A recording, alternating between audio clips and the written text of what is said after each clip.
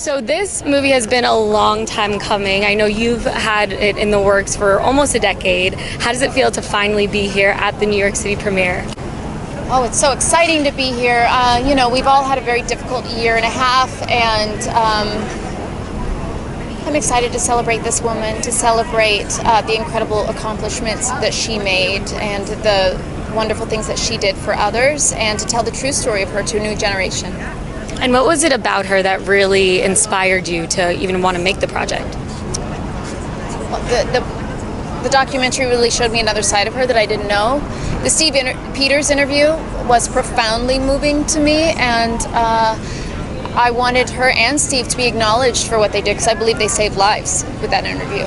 And in this movie, you show off your singing chops. Was that nerve-wracking? Yes, I'm an actor who can tell a story through song. I've never really thought of myself as a singer, so yeah, it was definitely out of my comfort zone. Well, you sounded lovely. Thank you. And if there's just one thing that you would like the audience to take away from this film, what would that be? That everyone's deserving of love and grace, and if you're feeling alone and there's something bigger than who we are that has its arms around you. As an actor, my favorite part about this film is just watching Jessica knock it out of the park, sort of against all odds.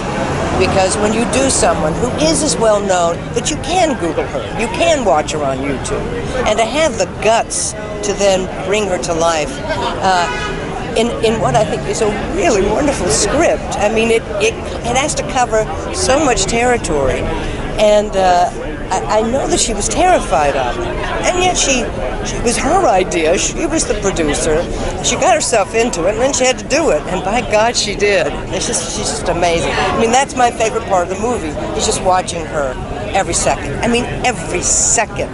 It was incredible. And then there are those moments that Tammy was so extraordinary when she interviewed the young man who was HIV positive, for example, at a time when that was just absolutely verboten, in the evangelical community. So, and she didn't have an audience when they did that interview. She had no audience for it because she knew it was not safe for him, that people might be unkind. Yeah, she was absolutely a genius woman. And what's something that you hope the audience will take away from seeing this? I don't know if she was a genius woman. She was a genius lover of humanity. That was her genius, I think, was that compassion and that unconditional love that she truly had, I think, for everybody. And she was so hideously mocked. But she loved those who mocked her. She was something. And what's a challenge that you think comes with doing a story about such a big woman who everyone knew, like you said? What are some challenges that come along with that? Well, you're just going to fall on your face, and nobody's going to believe you, and you're not going to be able to pull it off. And that would be, everybody deserves a few failures.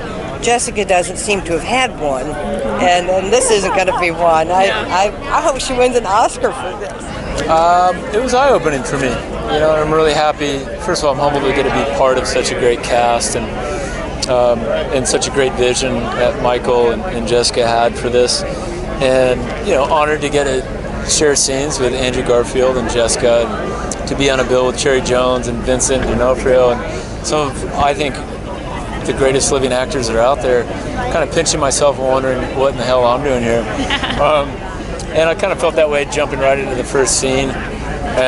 Jessica immediately kind of disarmed, and we laughed, and may or may not have taken a shot of whiskey to relax and get into it, because she was also nervous. In a strange twist of irony, we were in my comfortable ground inside of a studio with a guitar, and this isn't what Jessica does. That's my night job. I guess acting's my day job. Okay. And then I just had fun. I think for the first 10 minutes I was like, holy shit, that's Jessica Chastain.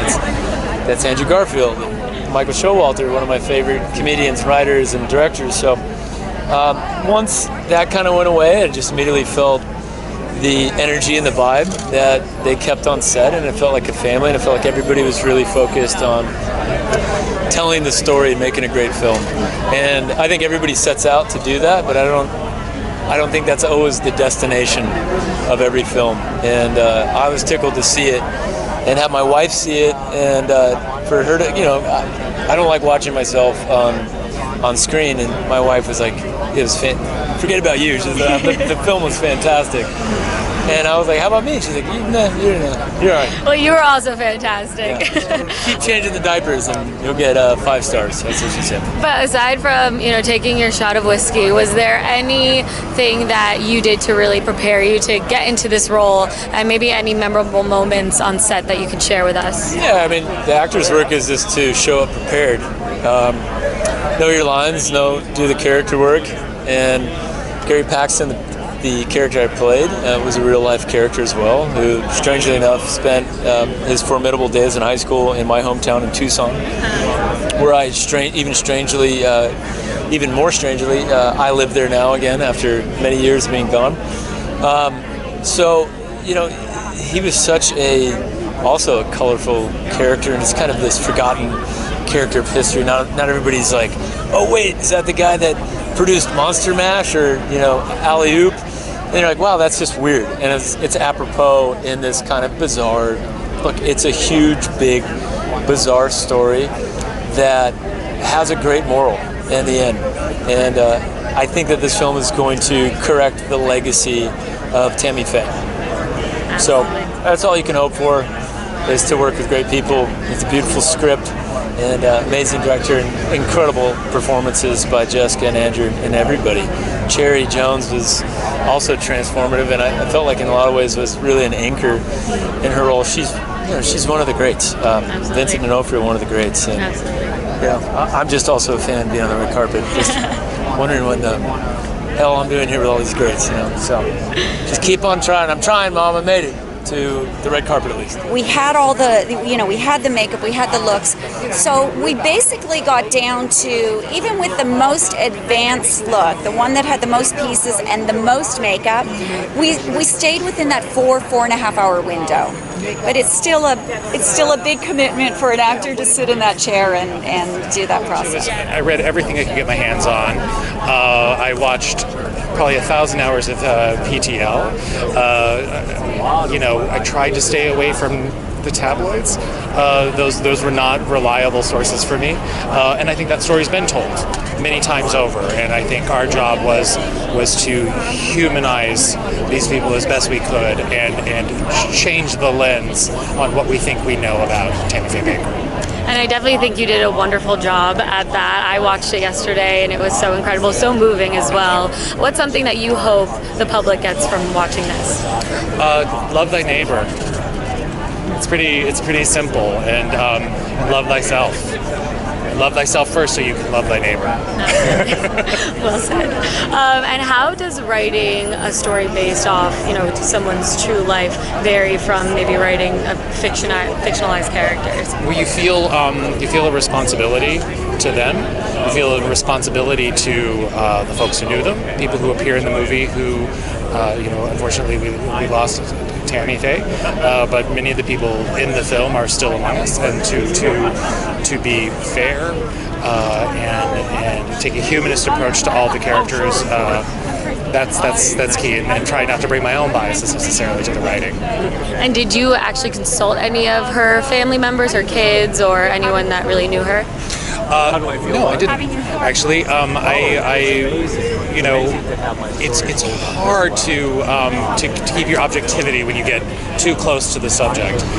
But Tammy Sue sings the end crawl song, and Jay Baker, who's here at our premiere, has tweeted his support and has been most gracious. We produced and directed the original documentary called The Eyes of Tammy Faye. So we're executive producers on this, but our contribution was making the original documentary, meeting with Jessica over 8 years ago, and saying yes. Go for it. Over 8 years ago. Oh, yeah. She's been trying to make this film for about 10 years now. So wow. So it's been a long process. So how does it feel finally being here on the red carpet after a 10-year ordeal? It's magical, and I think Tammy Faye would just be thrilled and beside herself. I wish she was here. I suppose she is here. She's probably looking down, having a little bit of a cry. Definitely here in spirit. Yeah. And what's something in this film that you hope the audience gets out of it? I think Tammy's whole message was about not judging people. She's like, I don't judge people. We're all made out of the same dirt. God doesn't make any junk. And I think about that pretty much every day. That's a good thing to live by, right?